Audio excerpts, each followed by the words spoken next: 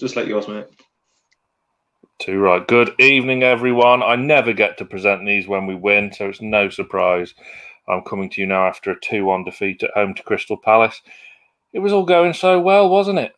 But it wasn't to be. 10 sloppy minutes in the first half and a very lacklustre second half have cost us dear. And it brings an end to what was a magnificent unbeaten run. Absolutely superb. What a run that was. I'm joined by Liam in his resplendent dressing gown, which looks like it's had a wash. I don't think it has. I've probably been sick on it on Saturday, so not to worry about it. Say no more. This is your chance to get your opinions heard. James, we need the StreamYard link. Check in the description, mate, and in the live chat. It's all on there. Click that link. You get brought into the virtual waiting room where we've already got 2, 4, 6, 8 people. He's found it. There he is, waiting. And do not forget to give this video a like. Plenty to get through. Let's get straight on with it. And we're going to welcome a gloating Crystal Palace fan now. When he turns his camera back on. Tristan. Let's bring him in and let's see. Tristan, what did you make of today's game? You've nipped the points. Very tense game, to be fair. I mean, looking at it, you lot were clearly the better team with chances, but we just held on. You couldn't really get past our back line as much. And honestly, doing my stream and that was probably one of the most tense games you could just think about watching. I mean, us losing Sahara and that. Do you deserve to win? Pardon? Do you think you deserve to win? Yeah. It's just a shame we lost Wolf. It doesn't feel like a win for some reason. It doesn't feel like a win for us for some reason, but it's a shame we got the job done at the end of the day. And that, honestly. Would you have been scared if Carroll came on earlier? Yeah, when you brought players on like Andy Carroll, saint-maximin and that, it was just. I mean, saint-maximin caused a few problems for us on the wing. Every time the guy got into the box and that, he was just unstoppable, untouchable, really. But we managed to deal with him just for the last few minutes of the game. When Carroll came on, I could just see that we're going to do the long ball technique, but we managed to hold him off as well. And yeah, at the end of the day, that's how we just got the 3 points, and that did our job perfectly. Yeah, because I think he had a chance. Yeah. It was the very last kick of the game, wasn't it? Where he had that header. Really poor miss from Andros Townsend. It was just really. I literally thought when he missed that you lot were just going to go and score, and it's just like same old Palace all over again. That's just how it goes. But we just held on. It was just so nervy, and I don't know. If I was a Newcastle fan, I'd be really disappointed right now not getting anything out of that game, especially with the chances you had in the first half. Realistically, to be fair, literally. Yeah. I think we just brought too many attacking players on at the same time, and they just didn't. It just didn't really have a formation. It was just like, just get on the pitch and just do something. That's all it seemed like to be. Yeah, honestly. Yeah, very disappointing night for us, and a fantastic night for Crystal Palace, unfortunately. Ollie, in the comments, obviously you were on with Lee in the preview. You called on Joe Shelvey's goal, which came after 70 seconds. Were you fearing the worst at that point? Honestly, I was fearing the worst in that, literally. I mean, I was just saying that I said something in my stream that as long as we don't go a goal down in like the first second, and then like about 69 seconds later, it's 1-0 to you lot. It's a long afternoon, because every time we've been a goal up for the last over a year, and that we had never come behind to win. And today was the first time that we managed to come from behind and get 3 points. Literally, we scored a brilliant goal, and then we had a set piece, and I was like, no, this is going to be 2-1, and it was 2-1. It was really predictable, very good football from us in the first half, and then we just sat back a bit, and yeah, at the end of the day, to be fair, we did deserve it. Sat back a bit. Sat back a bit. You're pretty much in your 18-yard box all the time. Yeah, pretty much. Pretty much. It's Roy for you, the way he sets his team up. To be honest. Yeah. If it works, then it works. Do you know what I mean? Yeah, it works. At the end of the day, it's a benefit.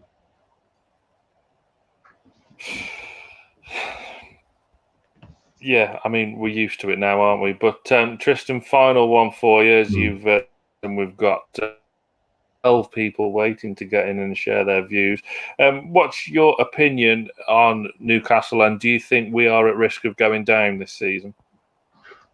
I mean, honestly, Us and Newcastle, Palace and Newcastle, I think have got too many good players, a big enough squad to keep us up between now and the end of the season. We'll at least get about maybe 3 or 4 wins between now and the end of the season as well. I know we're missing Sahar, but once he gets back, I think the team, it will boost the team's confidence a bit more. Maybe it will be a benefit that he is out, and certain players in our team can just step up to the margin. But I think, you're too big of a club to go down. We've got too much experienced players for us to go down overall.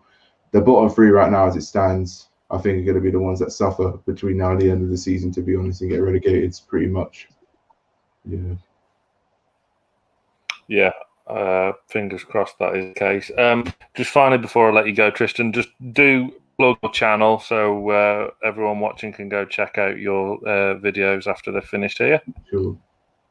Yeah, so make sure you check out my channel as well, Tristan Free Road to 1K and that. Palace fan, come on you Palace man. Yeah. Top man. Cheers for your time, Tristan, and best of luck for the end of the season. Appreciate it, man. Appreciate it. Say that, pal. That was Tristan there, who took the points. He's took the points. They've took the points. And let's get a couple of people in now. We're going to bring in Harry and PD Proudlock, and then later on we're going to bring in Andrew and Dylan. Gentlemen, I will start with you, Mr. Proudlock, and sum up tonight's performance for me. Well, feels like we're back to bloody square one again, isn't it? The second goal we conceded, that is shocking defending that. That is so bad defending. My word. And then second half, the chances we had were just absolutely wasteful. It was just over the bar every single time, and I'm thinking, work the goalkeeper. But the question I would like to ask was, where the hell was Graham Jones? Because if it's true, he was sent to the stands.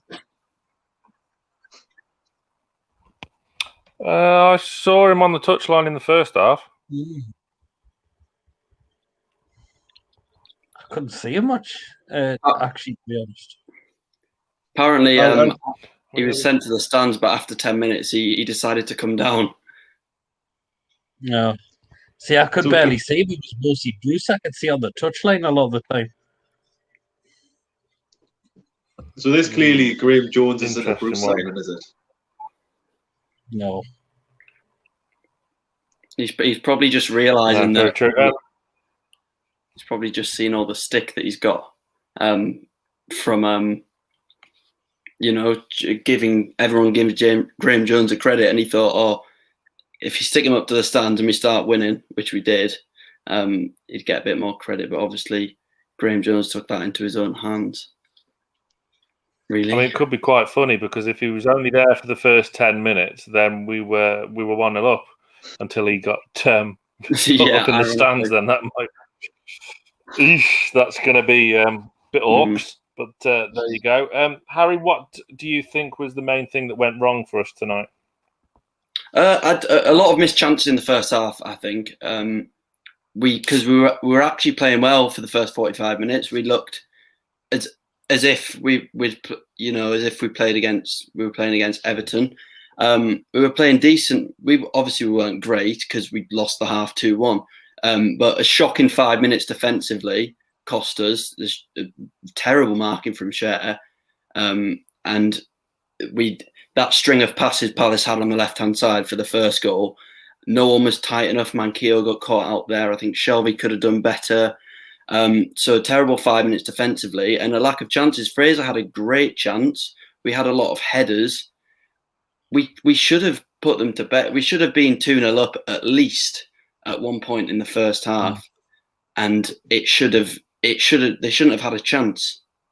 But we let them in, and after that they sat back and we could do nothing because we're not used to attacking teams, are we? No,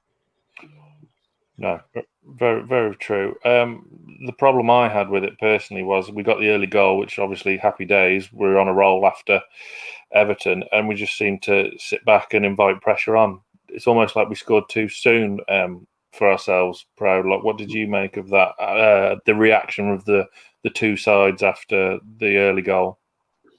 Yeah, I mean, it's like that is the least thing you want to do.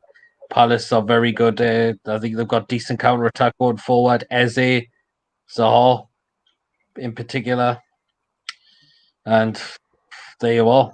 That we can't afford to be switching off.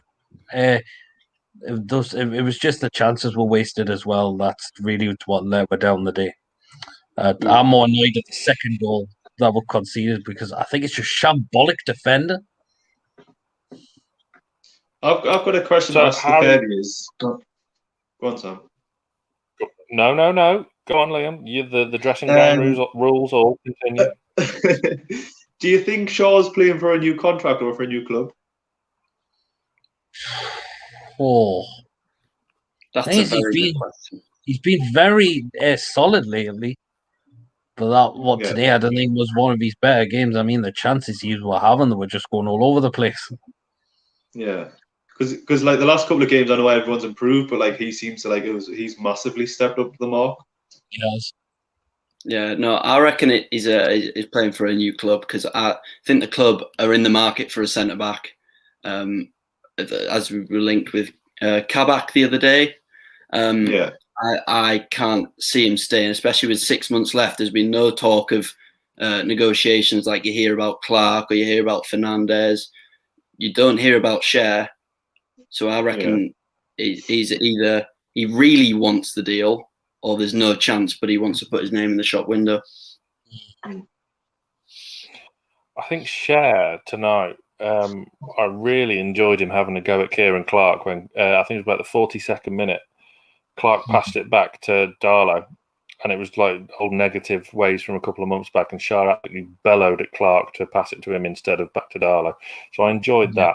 It's an odd one because we're always saying, and even Rafa said that, Cher's better in a back three and it doesn't really suit him, but he was superb at Everton, wasn't he? And there's a big clutch of players out of contract at the end of the season that their futures need sorting. Would you be keeping Cher and Fernandez in particular, the pair of you? Proudlock first. Cher, I'm still not 100% sure on at the moment. Fernandez, yes. I like Rico Fernandez. I think he's been very solid this season for her. So I would give him a new deal. Just to add something in the mix, we've got Lejeune out on loan as well. So what do you do with him? That's a good question. Start him. Yeah. He's the best centre back. Harry, what about you? What would you do with Cher and Fernandez? I think Fernandez is probably our best centre back at the moment when you exclude Lejeune from that. So I would definitely keep him. Although he's old, he can do another year or two. Cher, he gives us something different. So again, unless you can get someone better, the way he's playing at the moment, you can't really get rid of him because he brings the ball out, plays it forward, he drives, which is not many of our centre backs do that. Personally, I obviously would keep Lejeune, but I can just see him getting sold. It's a very Newcastle thing to do, to loan him out, get sold. Just to act as if he doesn't exist anymore, kind of thing. Just throw him into the rubbish, and there we go. He's gone. It's a very Newcastle, Mike Ashley thing to do. Happened with Santon. Probably name others, not off the top of my head, but I can just see him being sold. I liked Santon, underrated. I thought. As we welcome Denise Hall, new member.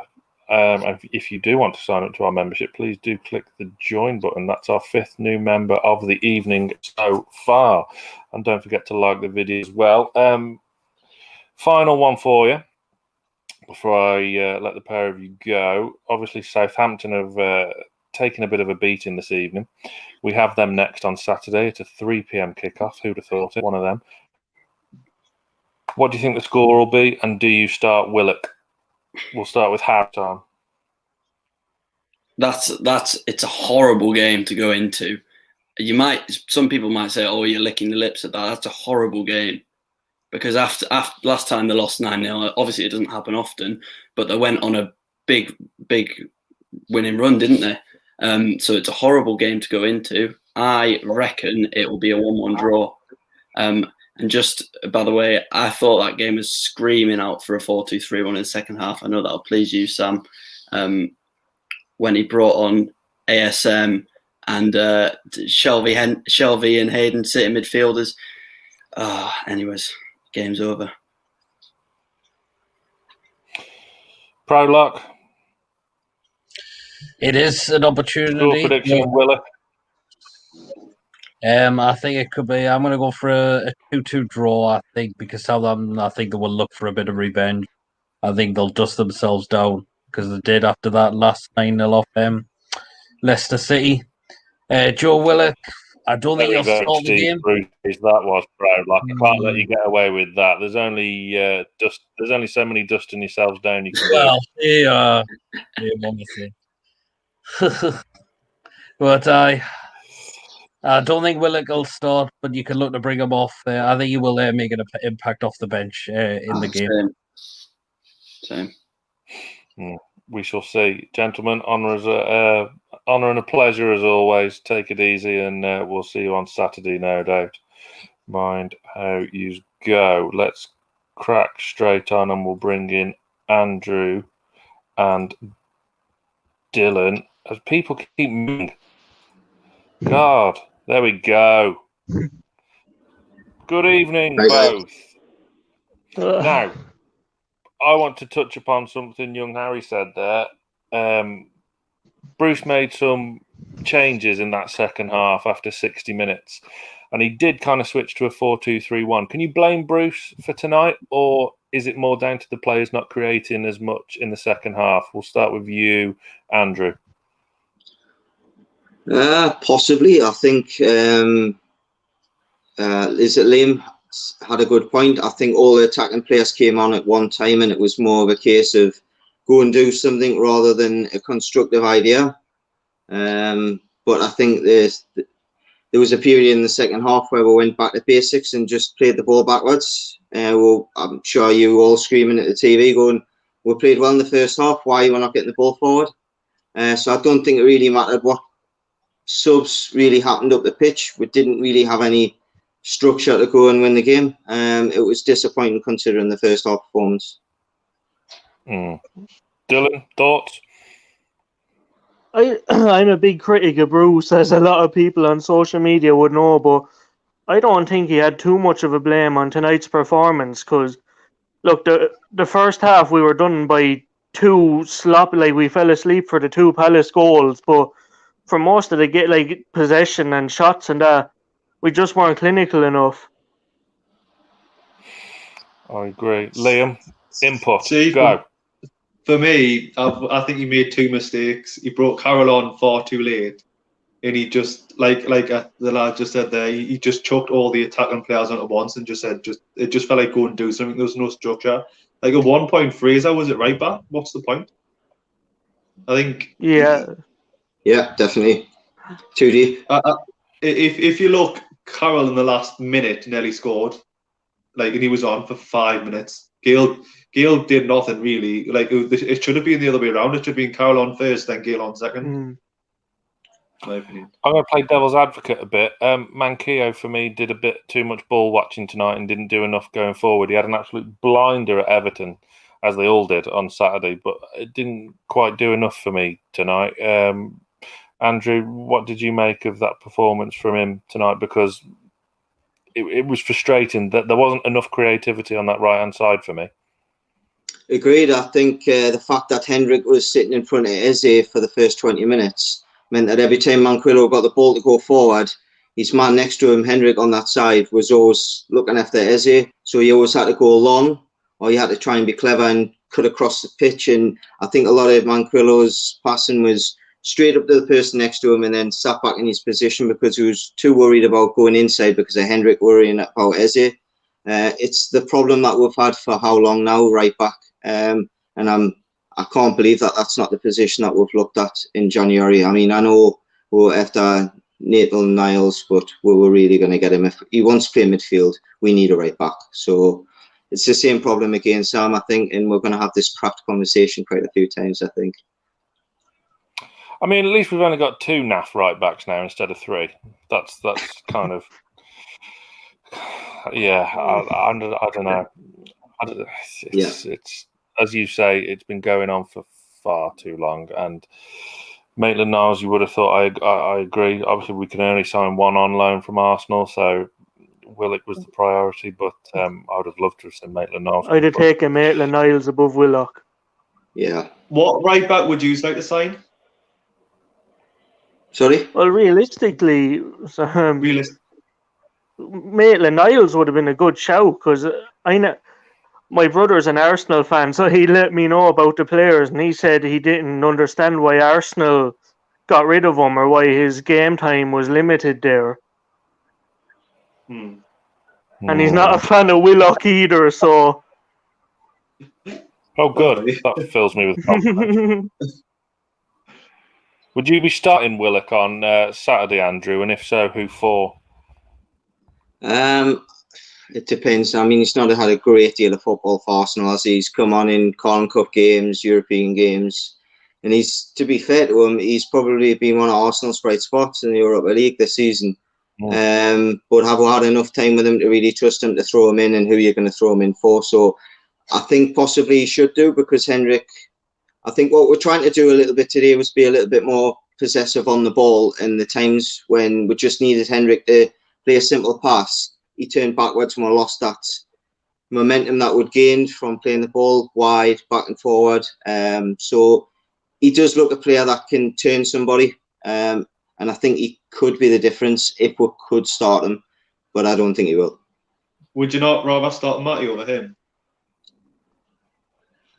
Is Matty getting an opportunity? How much football has he played, Liam? That's my question. Yes, emotionally wise, yeah, I'd like to see Matty get his chance, because I think out of the two, when Matty's come in, he's been the more consistent. But we've seen a time this season when we've had 9 substitutes and Matty couldn't get on the bench.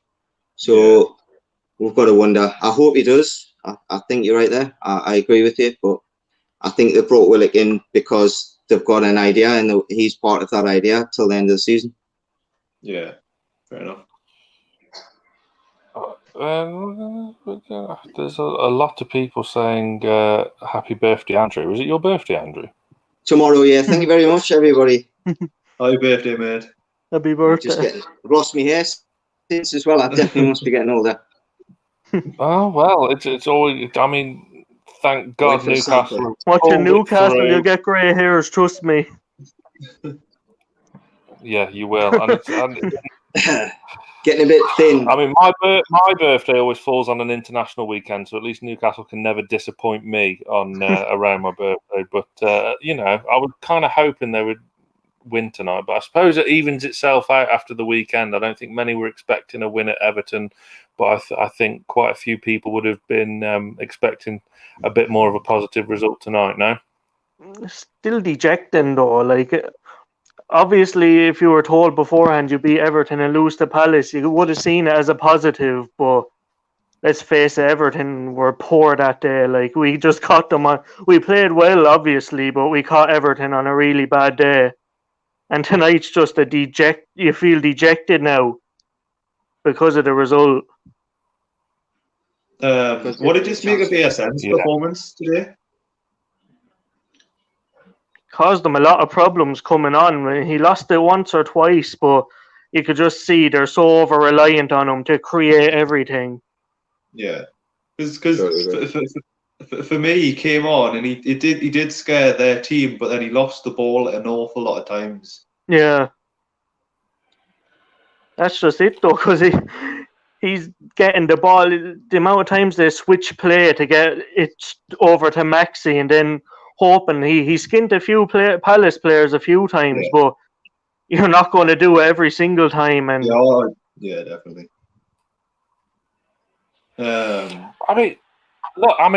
We've had a birthday today. I mean, tomorrow, but we've had a birthday today. We had an engagement on the deadline day last night. It's God knows what the weekend will bring. Just the final one for the two of you. Are you worried about relegation? Start with you, Andrew. Do you genuinely have concerns that Fulham 8 points behind, but with 2 games in hand? Do we need to be worried?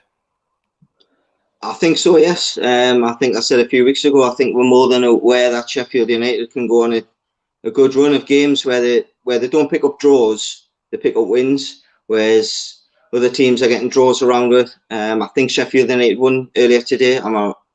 Beat West Brom. I might be wrong. Yeah. That's good couple of wins in the last couple of weeks.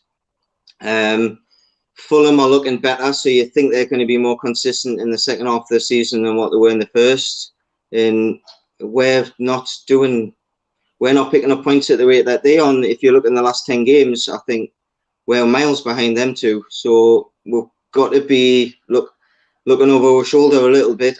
I think we're squad-wise, I think we should be good enough, but confidence after today, you're getting a win and then you go and lose again, I think it's going to be something else. And I think that's why they probably brought a player in, even if it is just to be a backup, and if he does play a bit part, just put a bit of enthusiasm into the squad, because it showed last week with a little bit of change could do. Yeah, very true. Dylan, what do you think? I think the same. I think we are in the dogfight, obviously, as the table shows, but in terms of the players we have, we shouldn't be anywhere near it. Like, we have the more potential to get out of the rut we're in than the likes of Fulham. I'd say, I know Sheffield United have won tonight and on a better run more recently, but I think them and West Brom are 2 write-offs already. Fulham are improving, and they're who I'd worry about, but in terms of the players we have, this is 2015-16 written all over it, because I did not think we would go down that year. Because we had that squad we had there should have been pushing well beyond top 10 rather than obviously going down. And unfortunately, the two managers earned pretty much the same mold, Bruce and McLaren. So I am worried, but I think we will have enough to stay up. I hope you're right. I can't do another season in the Championship. It's just... I could if it means winning games. So many more videos, though. No, I know. Tuesday, maybe more Tuesday. Maybe more positive reactions, though. It's never guaranteed with Newcastle. Come on. You might get to host a game where we'll win if we're in the Championship. Yeah, I wouldn't bank on it. I'm cursed. Yeah, the very good point. You heard me off air. I've never hosted the fan reaction show after we've won a game, ever. I started this after the project restart. I did pretty much all of these at the end of last season. Started them again when we did it back up. Then that's why I handed it over to Carl for the past few weeks, because I just wanted us to win. That's absolutely true. But yeah, so we'll get one the next time you put live. Well, I am taking full responsibility for tonight's defeat. Yeah, on the basis of that, definitely. But there we go. We lose enough as it is anyway. Yeah, you can say that again. Right, we'll no doubt speak to you at the weekend. Andrew, have a cracking birthday, my friend. And hopefully when you're on Saturday, you'll be absolutely leathered. So enjoy. Take care, enjoy. Are you worried about relegation? I think you've always got to have it in the back of your mind, but I think off the last two performances, we're showing improvements. Like it's always there, but I don't think we're going to go down off the last two. I think if we continue to play what we played like first half Leeds and the other 11 games, then yeah, it is. It's one of them. I've always said Steve's a good judge of character. So yeah. Good stuff. We've got Jay in Atlanta waiting. We've got Connor waiting. We've got Holly waiting and Andrew waiting, who were both on deadline day last night. Dayan, we're going to bring in now. I hope I pronounced that right. He's got a cracking setup. It looks a hell of a lot more professional than mine. It's a shame because with the screen's kind of cut off your little microphone. It looks like you're about to cut to the news on the radio. But all right, there we go. All right. What are your thoughts? How are you feeling after tonight's loss? Well, it's incredibly frustrating. I think it's sort of two steps forward and one step back. I mean, I thought Palace were pretty shit today, to be honest. And just for 70 minutes of the game or so, like we were the better team, I thought. So it's a case of 10 minutes of really sloppy play, lack of concentration and poor defending. I mean, some comparisons I'd say to the game against Leeds. Although the game against Leeds we were only really good for the second half, but similar in terms of conceding goals that we really shouldn't have conceded. Just from sloppy defending. So yeah. It surprised me just how attacking Crystal Palace set up tonight. You could have almost thought they were playing like a 4-2-4. Batshuayi, Ayew, Eze, and Zaha all starting. Did that surprise you? And were you expecting them to come at us a bit more than what they did in the first half? I know they got the 2 goals, but it was from sloppy pieces of play on our part. Well, considering that lineup that you just said, I would have expected them to be a bit more attacking in their play. But I mean, like, sort of watching that first half, I was watching the game like probably for the first 15 minutes and thinking like, what's going on here? Because it was just so slow. I mean, it almost seems to me like it was being played in slow motion. Like, I don't know if you agree with me, but they were sort of just like passing it around the back and kind of allowed Newcastle, I think, to take the initiative. And yeah, certainly, like we were better for the first like 20 minutes or so. So I think, like, considering the players that they had up there, I would have expected more from them in terms of chances like created. I think they just took two of the really good chances that they had in that first half, and then I don't know how Andros Townsend missed that opportunity in the second half to wrap up the game. I thought maybe we were going to punish them for that, but didn't turn out that way. Liam, agree? Yeah, I pretty much agree with everything you said. I think the reason why Palace pass around the back is because I think they want teams to come up on them so they can like just hit along and try to counter them. Really. My question to you can see that they play, dinosaur football as well. I mean, similar to sort of Steve Bruce football, because I think that in their squad they do actually have like some quality. It's just they don't seem to play with enough speed or intensity. And I think that they've got away with it today. They shouldn't have got a win out of that game. The thing is, though, I think Palace are a lot more structured than what Newcastle are. Okay. For the last what was a half an hour, they literally just defended in they were compact and we couldn't really get through them. To be fair, I think they managed the game well in that second half, just in terms of their defensive structure, not allowing, we brought ASM on, and ASM like 2 or 3 times he was able to beat like one player or beat 2 players, but then there was always that final player that he couldn't get past, or there was that final block. So the question I've got for you is this the Miggy we've been waiting to see for the past 2 games for the past 2 years? Because I've been massively impressed with him. Last 2 games I've been really impressed with him. I thought him and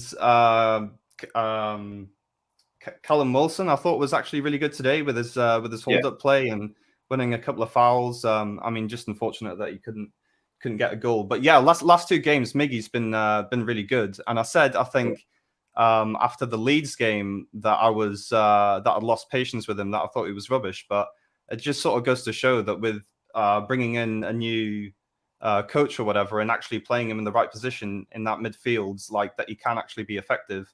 Because I think when he's just playing out wide and Newcastle are only playing counter-attacking football, there's very little that he can do. I mean, he's got his pace. But when we actually try to play football, when we actually try to play possession a bit, you can see that he's able to take a player on sometimes and play an incisive through ball. So, yeah. So I don't think he's the greatest crosser in the world, is he? So that's why he's probably better like in the centre of the park where you can do like a quick 5-yard pass to each other. Like for example, I'm just checking the alcohol percentage of this because I swear to God I just heard you say that you've been really impressed with Miggy. Yeah, he still runs a lot though. he's better now than he has been for like 10 and 15 games previously, or even this season previously. Yeah, but all Liam did was slag off Miggy and say, "Oh, he just runs a lot," and then next you're going to be praising Jamal Lewis. That's never going to happen. No, Jamal Lewis. What I found was a bit bizarre is that I don't know what stream or what you were watching, but like the commentator was like, "Oh, you don't really associate with Miggy with tracking back and tracking players," and I'm like, "Clearly, you don't watch Newcastle at all." Newcastle play. Actually, I think it was Chris Sutton, but that says it all. He does that every game. You look at his touch map, and he's got a touch in every corner of the field. Yeah.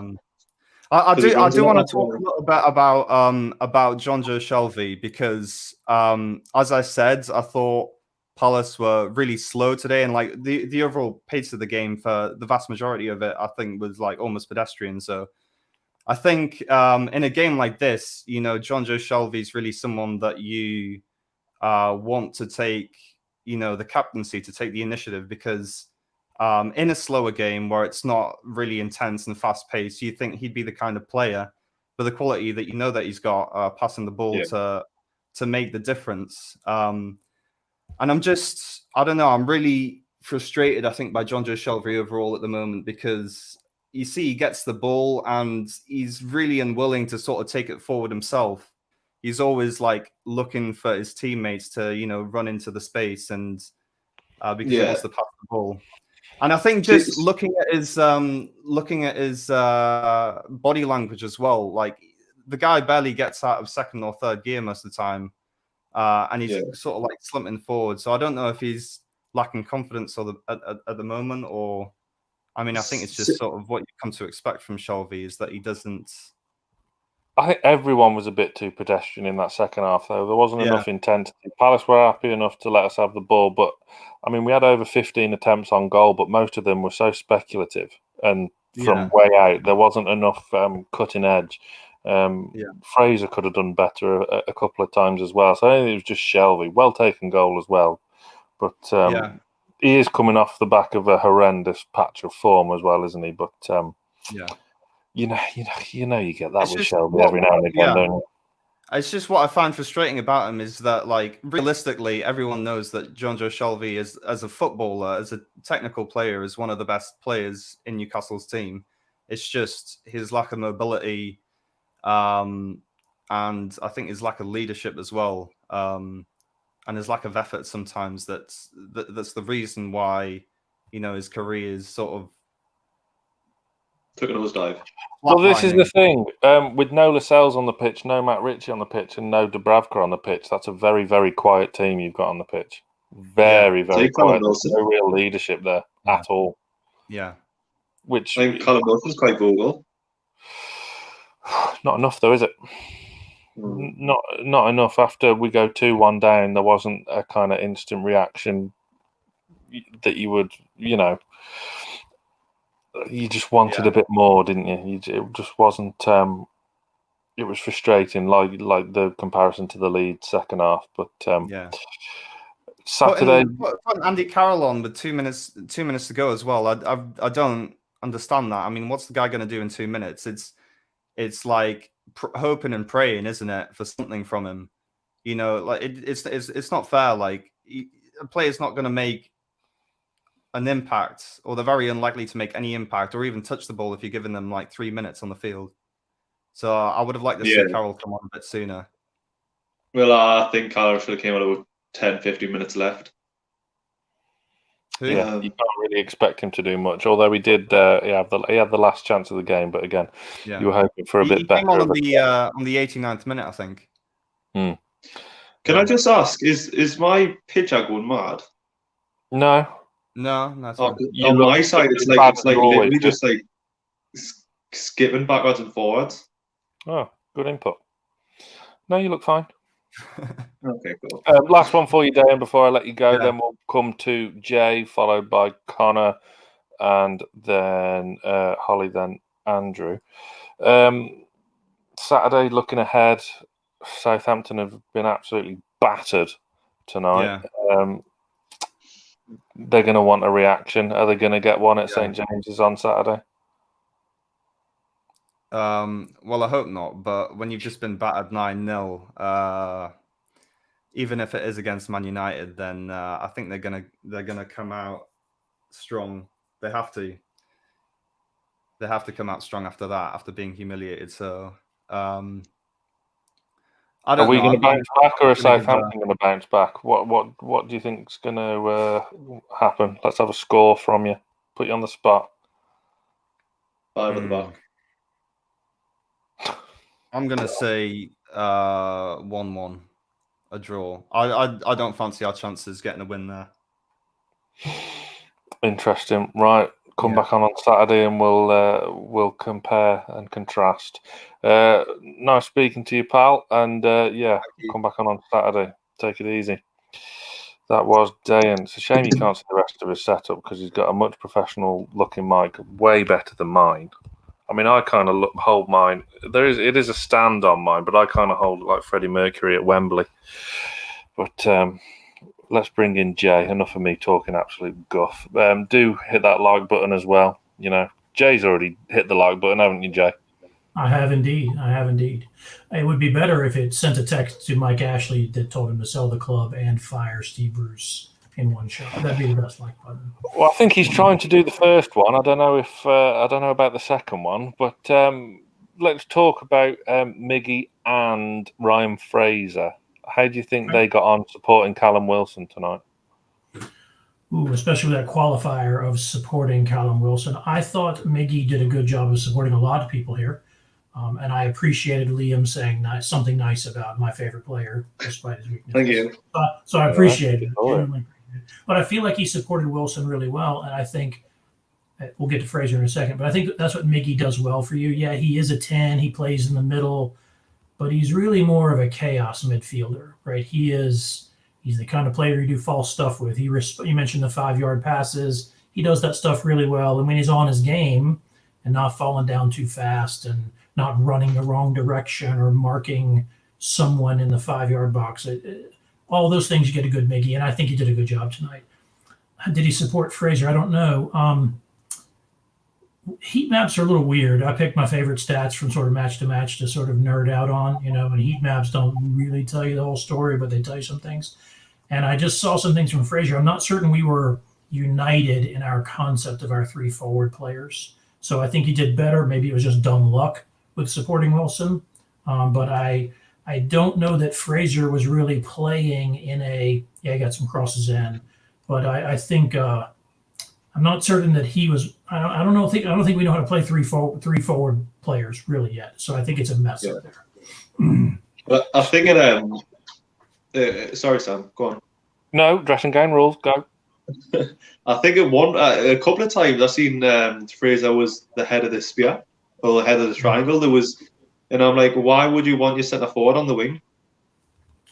Yeah, Wilson was on the right hand side quite a lot tonight, wasn't he? Yes, that looked weird to me.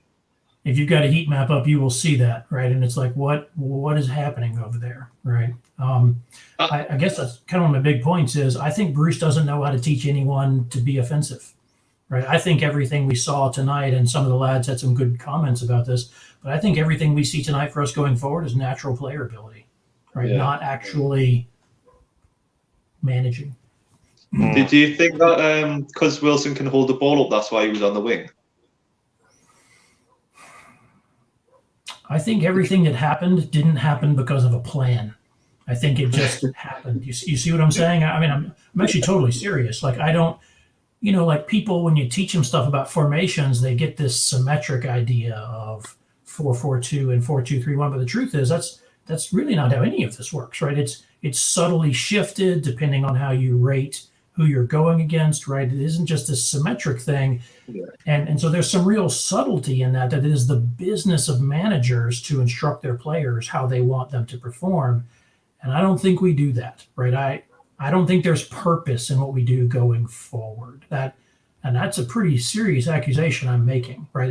It's one thing to say, fine, we'll play something other than 5-4-1. It is something totally different to say, well, what is the difference with what we're going to do with our forward three players? And I don't think we have any of that at all. Do you guys think we have anything like that?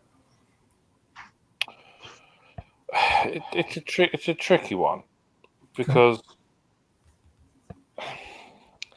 it's a kind of new system they're playing. I mean, he's flicked through every formation going, and he's managed to find one that worked on a day. But there's talent in that forward line, and to play with a kind of fluidity. But I don't know. It's just something odd about having Callum Wilson on the right hand side. And I know I saw Ollie's comment that he did that against Everton and it worked.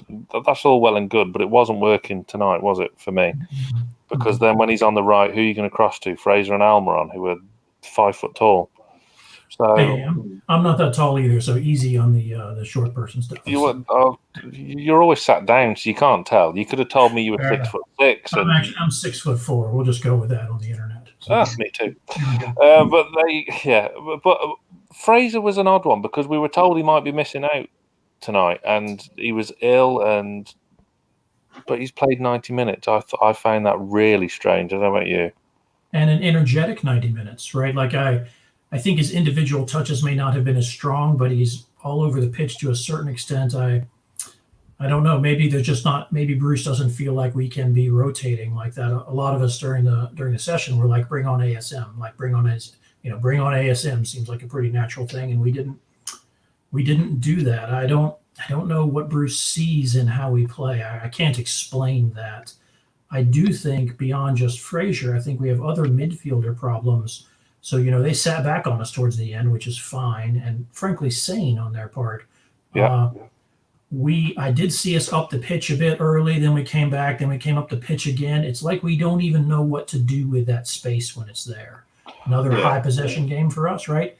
But we don't know how to sit up on the halfway line, take a look at them and be like, here's how we're going to break you down. Watch this. We have no idea what to do with that. And who executes that is our early midfielders, right? Because they're the ones starting all that. And I don't think we support our midfield with even our coming forward. I think it's a giant mess, in my opinion. I'm going to pick you up slightly on one thing you said at the start there about Bruce, just to play devil's advocate.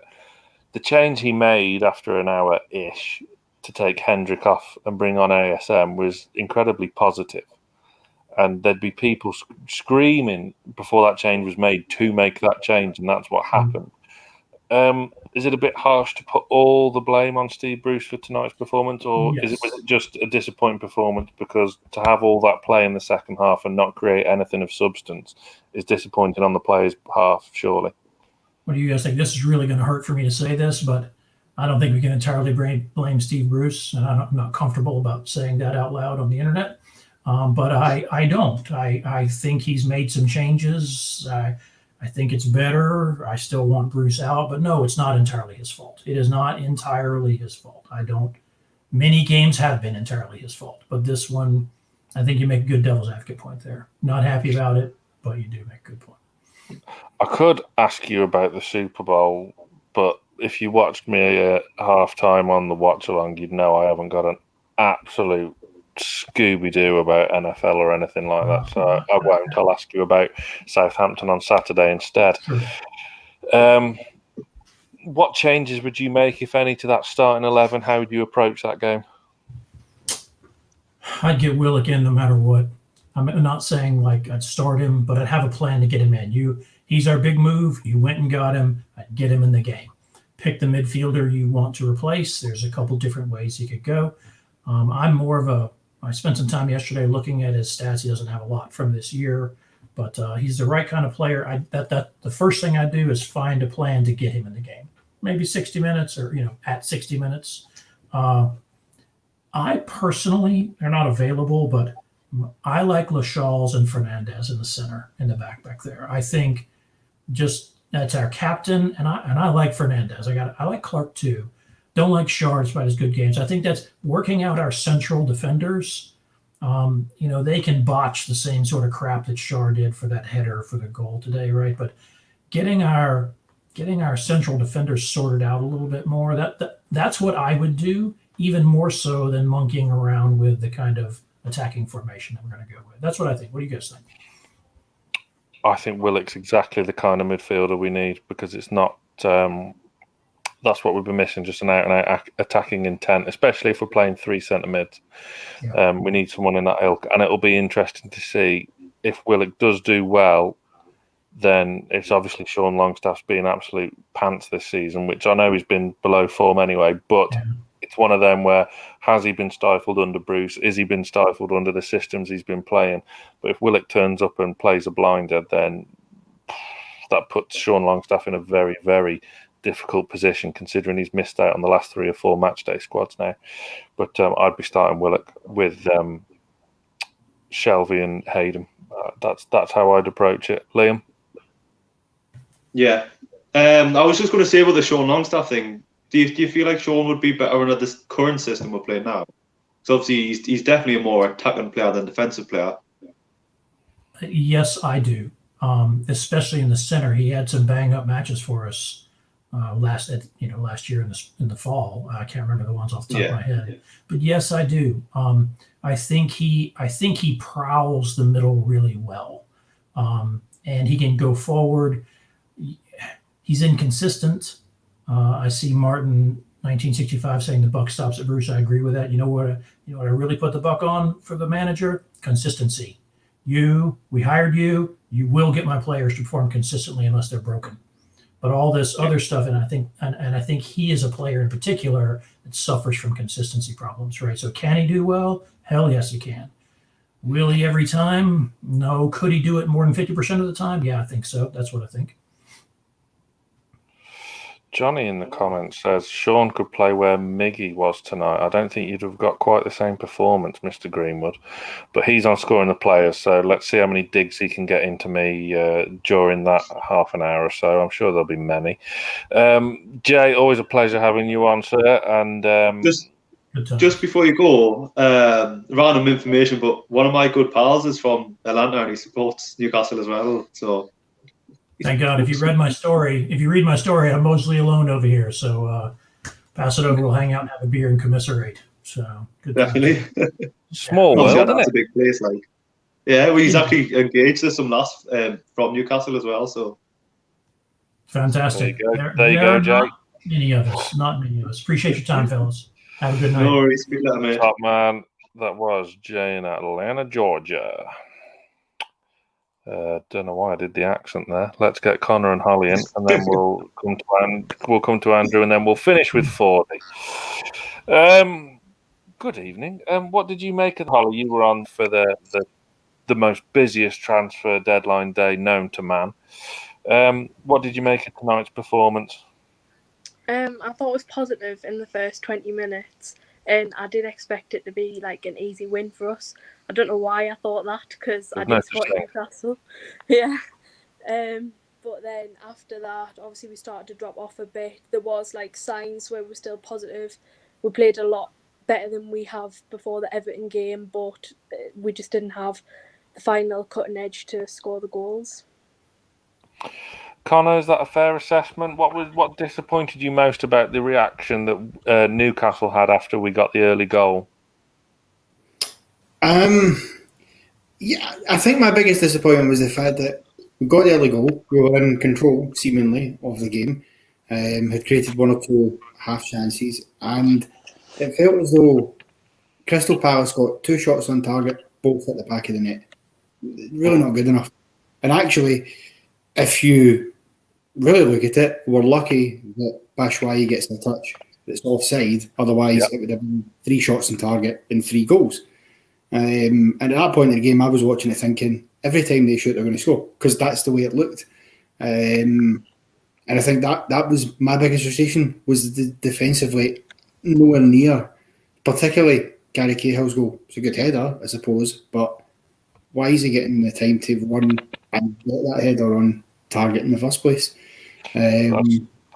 Yeah, that's a great point about the Batshuayi touch, because it could have been another goal similar to the one at Aston Villa the other week. And you reminded me as well, I'm not a huge lover of XG stats, but I'm going to use one now anyway. At half-time, Crystal Palace's XG was 0.36, and they scored 2 goals. Ours was 1.47, and we got 1 goal. But that tells you all about... it was just a poor 10 minutes, wasn't it, Holly? Yeah, very poor. And unfortunately, that 10 minutes obviously cost us the game in the end. Yeah, and the unbeaten run just comes to an end. Liam, what irritated you the most? Carroll coming on for 5 minutes. Waste the time. Good. I look forward to hearing all about that in our WhatsApp group for the rest of the week. See, we were wasteful with chances as well, though, because, I mean, Ryan Fraser, what a chance he had. Callum Wilson played him, and arguably, if that was roles reversed and it was Fraser playing Wilson through, you'd have maybe fancied him to score it. But I think it was Chris Sutton on commentary said he should have been taking it round Gaeta, because Gaeta is in no man's land for a goalkeeper. And he has a lot of space to the right-hand side of him to just go round and he's got a tap in.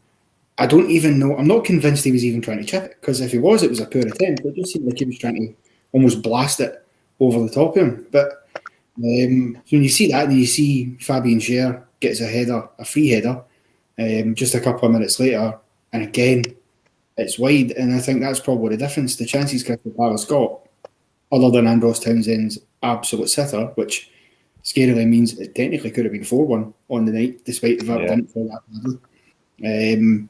But it's about taking chances, and because we're not a team that score a lot of goals, thanks to Bruce Ball, they're not used to being in those positions almost, and they're like a rabbit in the headlights sometimes, and that is a massive frustration. It is, and obviously Miggy Almiron had that free kick as well, which clipped the bar after a deflection. Is it a case of it just being one of them things, Holly, that on another night we could have won tonight? And I mean, Connor makes a great point about the 2 goals that weren't goals. Townsend missing a sitter.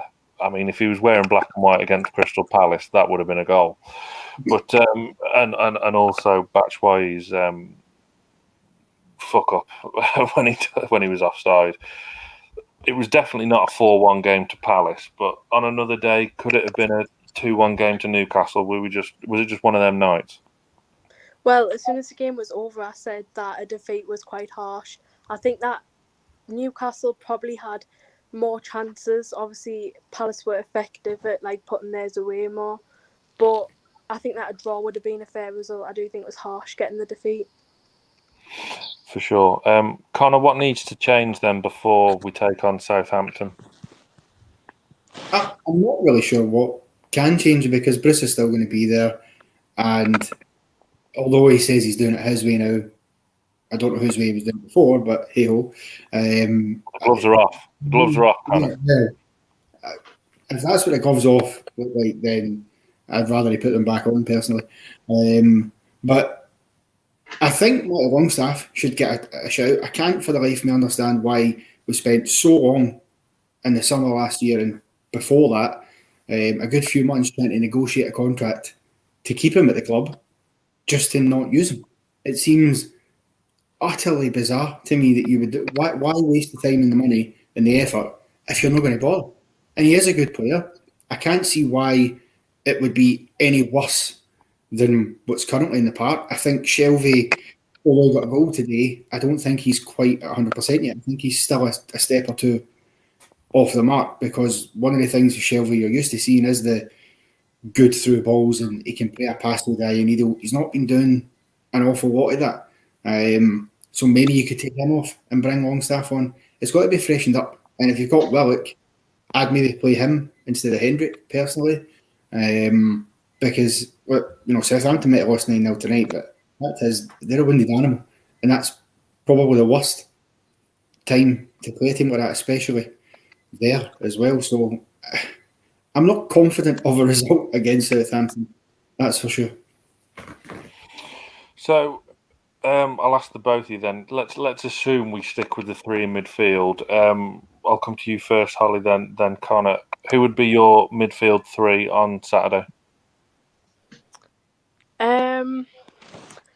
Hayden, and then Shelvey, and I think it's hard for the third one. I'm tempted to say put Willock in, but I don't know whether it would be better to bring him in off the bench maybe.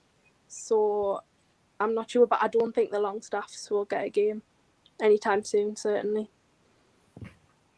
Connor?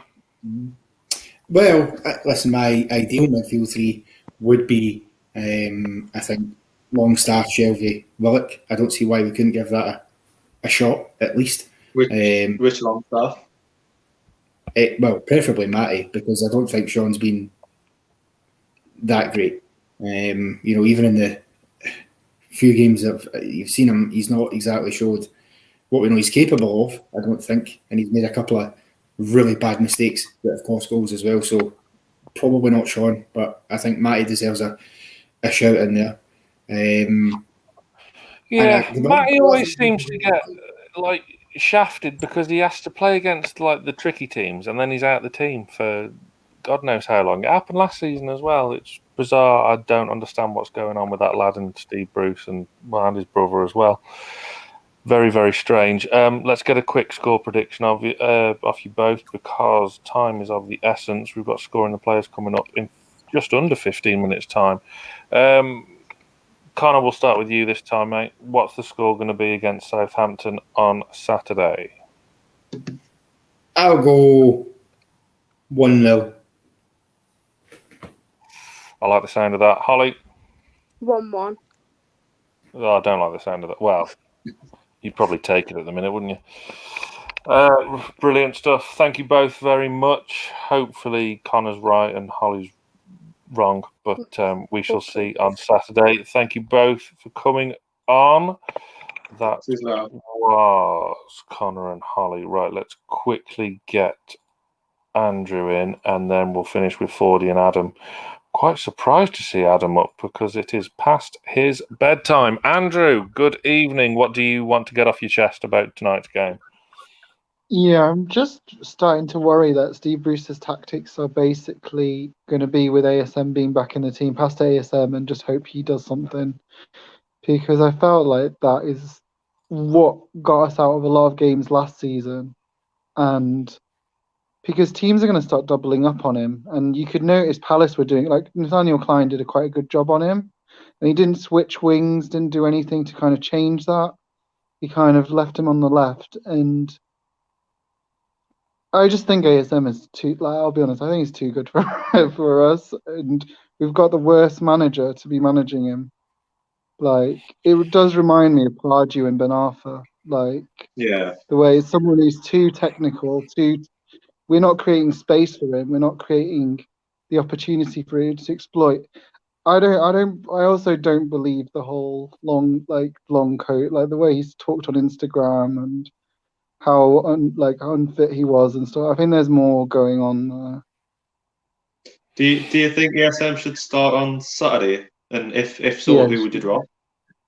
Fraser. I'd drop Fraser. Would you? I'd put Fraser on the bench. Yeah, I'd start. He has to start because we haven't really seen him play much with Wilson, and I think that would be a good combination if they can get going. But the problem is, teams are just going to keep doubling up on him, and Steve Bruce can't create a system which leaves space for him. And he was clearly, why didn't he switch him to the other side for a bit? It's just, yeah. And still, the whole smashing it long to Andy Carroll for the last, just not really football genius to be honest. See, for me, that, I think that would have been better than what we've done for the last 10-15 minutes, because we just passed it around and it didn't achieve anything. So we brought Carroll on with 5 minutes left, and he nearly scored in the final kick of the game. So I don't understand why it couldn't have worked for the rest of the game. I think I've lost faith in Carroll's finishing, because he's only scored one. He scored one goal, isn't it? And I don't trust his finishing anymore. Before, with that header at the end, he would have put it to the side, forced the save, but it was straight at the keeper. It's just he's not the same player. He's still obviously a presence, and he's going to create chances, and he's going to cause chaos because he's so big and so forth. But still, his finishing is not as good as it was. Yeah. Would you get rid in the summer then? We shouldn't have renewed it. He's too injury prone. Like, why are you keeping him on?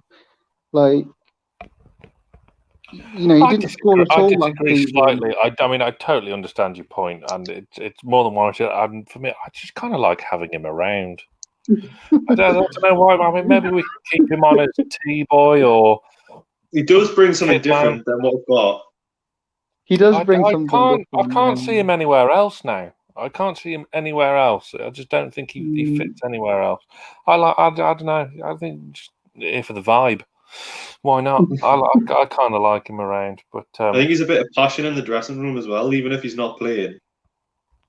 Yeah, you know what I mean? It's a quiet dressing room. That is. There is not many characters like loud voices. See, I used to love Andy Carroll, yeah, but he did say when he joined Liverpool it was his dream to play in front of the Kop, and I found that really offensive personally at the time when he said that, because I thought, in front of the Kop.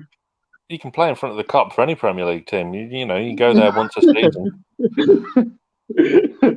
But yeah, I think the whole moving around. But I think the fullbacks today as well didn't really offer much. Jamal Lewis didn't kick on he did well against Everton. He wasn't great today, and Manquillo as well struggled. And in football now, fullbacks are so important. And if they're not offering much going forward, we're going to struggle. So, but yeah, I mean, Jamal Lewis really needs to put some more consistency because he did well against Everton. Like everyone was shocked because we've just associated him with not being very good, and he went backwards. Manquillo. I thought Lewis was having a good game up until the second goal. I don't think Manquillo offered that much on that side at all tonight. I was a bit disappointed with him, but again, he's another one just coming back from injury or illness and whatever and playing 2 games in 3 days. Was he fatigued? Who knows? Final one for you, Andrew, before we let you go. Time is of the essence. Southampton. What changes would you make to that starting 11, and how do you think we're going to go? I'd play saint-maximin instead of Fraser, and I'd drop Hendrick for Willock. I think, I found Hendrick's back passes so annoying. It's just not. We just need to be passing forward, and I think he's not comfortable because we had 61% possession, I think, today, and he wasn't comfortable with having the ball so much. Because he's just used to running around and chasing after people, but he wasn't used to having the ball. Because he's been playing for Burnley as well, hasn't he? So he's like, he's not used to it. Yeah. Fingers crossed we freshen up that midfield. Anyway, Andrew, pleasure to talk to you as always, and have a good week. We'll speak to you on Saturday, no doubt. If you haven't already, give the video a like. Oh yeah, give the video a like. Just like it in general. Like, subscribe, join as a member. Just do it all. Hello, mate. What are you still doing up? Got a pass. Oh yeah, Fordy. You're a film star now. What did you think about that game? Get it off your chest. Bearing in mind we have 6 minutes left. 6. You always do this to me. Record time. Well, probably because you're always the last one to log in. If you log in earlier. Because you're so busy, with all your people coming in and whatever. I'm not going to get into it. Anyway, cutting into my own time. What do you say? Listen, it's your own time you're wasting. My missus is a teacher, so I know all the spiel. The bell doesn't dismiss you. I dismiss you. Right, continue. All right, Mr. Millar. Steve Bruce, man. I've just got to get this off my chest. The fact that he just the fact that you kept Graham Jones upstairs, that's what pissed me off the most today. Like, performances aren't too bad, but the fact that he kept him upstairs because he didn't want too much limelight on Graham Jones. And if you notice as well, I've just had this conversation with Pete on my channel. The fact that you didn't really see too much of the sidelines of Graham Jones on the sidelines, but you saw Steve Bruce on the sidelines. And it's only the Chronicle who spotted it, actually got pictures of it. Like, doesn't that say something to you? So on Saturday, when we won, you saw Graham Jones barking all the rest of it, and you saw the whole media hysteria and all the rest of it. Yeah. Today, Graham Jones has to go upstairs like a naughty school kid, 10 minutes, and then comes back downstairs. And lo and behold, like we actually started playing half decent when we're 2-1 down. But just little things like that just shows to me that he's just so like, what's the word I'm looking for? Childish. There we go. Childish. Petulant. There we go. You can reel them all off. Just stuff like that. But yeah, overall, I thought we actually did all right. We finally made the right substitution for once and brought up Jeff Hendrick for once. Flipping hell. I mean, it's only taken us half the season to do it, but we finally taken him off, brought on ASM. And what is this rule with Steve Bruce as well? Why does he always feel the need to only make substitutions after 60 minutes? It's not an actual rule. Like, you can make substitutions before 60 minutes, Steve. You know, at half time, we're losing at half time. You can make them then. You don't need to make them all at once. Oh, I've got to throw on my Andy Carroll with 5 minutes to go. I've got to throw in my Dwight Gale. I've got to throw in my ASM for 30 minutes. No, you can change it up. Please. That's the main things anyway. I don't know. Go ahead, guys. Adam, you were on the watch along. I mean, we didn't speak much about the game when I popped on at halftime. It was mainly about NFL, enthralling my knowledge on the NFL. What do you feel about tonight's game, and argue some of Fordy's points just for the crack, just to wind him up? No, I mean, he's spot on with the Graham Jones thing. It's very petulant. It seems very petulant, shall I say? That because to us it looks like he's been sent to the stands because he's undermined Steve Bruce. That's what it looks like. But we don't know. You know, I'm not crediting Graham Jones for the Everton game. You know, we could argue that whatever. But I am Adam. I'm crediting because again, the way we played like Bournemouth last season. Well, not last season because obviously went down, but Bournemouth of old when they actually looked half decent. Do you know what I mean? And Wilson and Fraser benefited from that the most because obviously they played with him. So that's when we played half decent. Then it's down back left to Steve Bruce, the master tactician. And then what? He sends my man upstairs to Ben Dawson, arguably our best two coaches. And then we're left back downstairs with the same pile of shit that we've been dealing with, all the Steves, and that have been left in this predicament for the past 18 months.